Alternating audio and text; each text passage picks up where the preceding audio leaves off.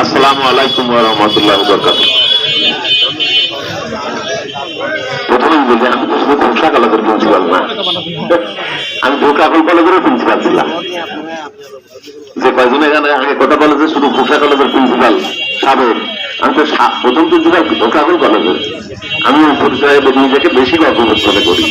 যদি জোড়া college principal না হইতে পারতাম, তাহলে ঘোষা কলেজে যাইতে পারতাম না। আমার ওঠার সিঁড়ি তো ঢোকাকুল কলেজ।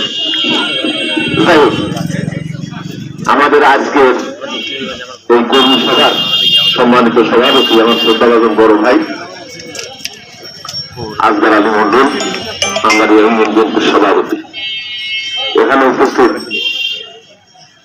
পার্শ্ববর্তী জয়েন্ট হাজরা ইউনিয়নের সাবেক চেয়ারম্যান এবং থানা বিএনপির বর্তমান কমিটির যুগ্ম আহ্বায়ক জনাব জাহাঙ্গীর আলম আমার বন্ধু, এখানে উপস্থিত আমার ইউনিয়নের সাধারণ সম্পাদক জনাব Rezaul Karim master, joint Hazra union বিএনপির সহসভাপতি আমার জামাই মুজিবুর রহমান মাল, এখানে উপস্থিত অন্যান্য সকল নেতৃবৃন্দ, আমাদের পৌর বিএনপি, আমার সাথে আগত পৌর বিএনপির সাংগঠনিক সম্পাদক, সম্ভবত আগের বক্তা ইস্তেকবাল চয়ন একটু আগে বক্তব্য দিল সহ আমার সাথে আগত দলের বিভিন্ন পর্যায়ে আমার একেবারে কলিজার কাছের সম্পর্ক যাদের সাথে, সেই সহকর্মীবৃন্দ এবং সামনে প্রতিষ্ঠিত এই অঞ্চলের দল প্রেমিক বিএনপির মনোভাবাপন্ন বিএনপি মনোভাবাপন্ন সকল সাথী ভাইরা, আপনাদের সকলকে প্রথমে কৃতজ্ঞতা এবং সাধুবাদ জানাই যে আমরা যতবার এই এলাকায় যখনই আসি, মোটামুটি আপনাদের হৃদয়ের উষ্ণতা, ভালোবাসার যে টান যেটা আমাদের প্রতি দেখান, সেটার জন্য আপনাদের প্রতি কৃতজ্ঞতা প্রকাশ করতেছি আরেকবার। যাই হোক, আমরা আজকে মূলত এখানে এসেছি আগামীকালকে সকাল 10টায় খোকসা পাইলট হাই স্কুল মাঠে খোকসা থানা এবং পৌর বিএনপির বিশেষ কর্মী সভা আয়োজন করা হয়েছে। তো বিশেষ কর্মী সভা আয়োজন যেখানে করা হয়েছে, এই কর্মী সভাটা হওয়ার কথা ছিল একটা হল ঘরের মধ্যে, বড় জাতীয় একটা হল ঘরের মধ্যে। সাধারণত এই কর্মী সভাগুলা বিভিন্ন কমিটিভুক্ত সদস্য যারা থাকেন, যেমন ওয়ার্ড কমিটি, ইউনিয়ন কমিটি, তারপরে আপনার পৌর ওয়ার্ড কমিটি, উপজেলা কমিটি এবং পৌর কমিটি, এই কমিটিভুক্ত সদস্যদের সেখানে যাবার কথা। কিন্তু আমরা দলের সার্বিক পরিস্থিতি এবং দলের নেতৃবৃন্দ যারা বিভিন্ন এলাকায় দলের কর্মী এবং নেতৃবৃন্দ, তাদের মনোভাব বুঝতে পারি।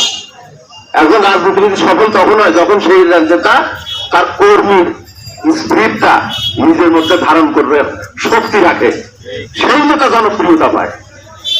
আমরা বুঝি যে শুধুমাত্র কমিটিভুক্ত এই নেতাগুলো নিয়ে আমরা যদি কোনো ঘরের মধ্যে কোনো মিটিং করি, সেই মিটিং এর চাইতে বেশি ভালো হবে যদি রুট লেভেলের সমস্ত নেতা কর্মীদের নিয়ে মিটিং করতে পারি। সেই লক্ষ্যেই আমরা ঘরের মিটিং বাদ দিয়েছি। আমরা জেলা বিএনপিকে অনুরোধ করেছিলাম যে খোকসা থানা বিএনপির প্যাটার্নটা আগাগোড়াই একটু ভিন্ন ভাই, তোমরা আমাদেরকে 2 ঘন্টার নোটিশ দিছো, আমরা খোকসা থেকে 500 লোক তোমাদের কুষ্টিয়ায় আয়োজন করে দিচ্ছি। এটা এমনি হয় না, এটা এমনি হয় না। এটা জনগণের সাথে সম্পর্ক থাকা লাগে, যোগাযোগ রক্ষা করা লাগে, আবার জনগণের পক্ষ থেকেও সেই রকম সাপোর্ট থাকা লাগে, সেটা আছে। সুতরাং এই সকল জনগণকে বাদ দিয়ে আমরা একটা ঘরের মধ্যে 400-500 লোক নিয়ে কর্মী সভা করবো, সেটা আমরা করতে পারবো না। আমাদের অনুমতি দাও, আমরা খোলা মাঠে সমস্ত নেতা কর্মীদের নিয়ে আমরা সেখানে মিটিং করতে চাই।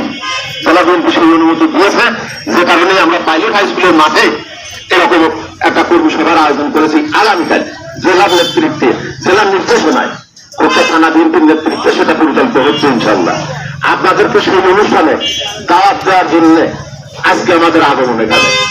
আপনারা সবাই যাবেন তো ইনশাল্লাহ? যাবেন তো সবাই ইনশাল্লাহ? আলহামদুলিল্লাহ, আমরা তো মনটা আশা করি যে আমরা সকলকে নিয়ে দল করতে চাই। আপনারা উপস্থিত হয়ে আমাদের সেই আশাটা পূর্ণ করবেন, এই আশাবাদ ব্যক্ত করি। আজকে আগামীকালকে যে সম্মেলন